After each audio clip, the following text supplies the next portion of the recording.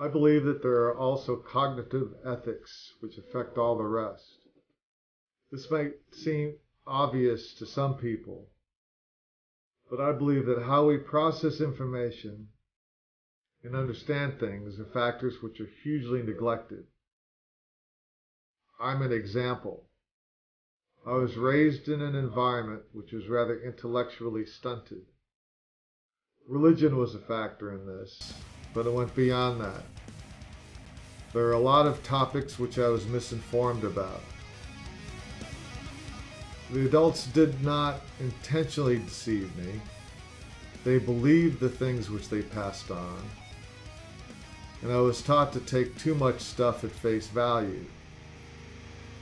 But there was also the gut mentality that I was taught. You've probably heard it. Go with your gut feelings. First impressions are often right, and so on. But I came to realize that misinformation breeds misinformation. And there is no such thing as first impressions. How we judge things are often based on a combination of past experiences, what we are taught, and neurological factors. I had kind of a personal cognitive revolution. I learned to look a bit more thoroughly at things. My opinions changed as I learned, as did my behaviors. I'm still working on these things, but this is part of the point.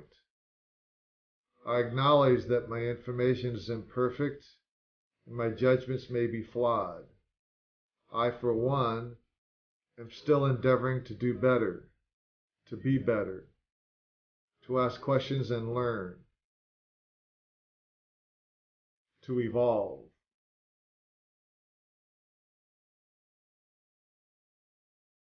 I read some interesting points regarding intellectual honesty which fit my discoveries.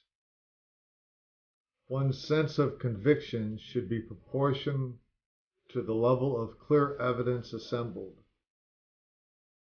Be willing to acknowledge and question one's own assumptions and biases. Be willing to acknowledge when you are wrong. Be willing to acknowledge where your information is weak. Be willing to realize when your opinions are colored by emotion. Issues go beyond the individuals who are discussing them. Be careful how you fill in the gaps. Commit to critical thinking. Be willing to look at ideas contrary to your own, but be fact-based.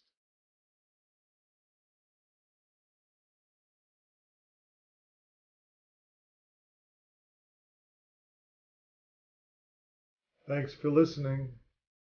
Have fun, but be real.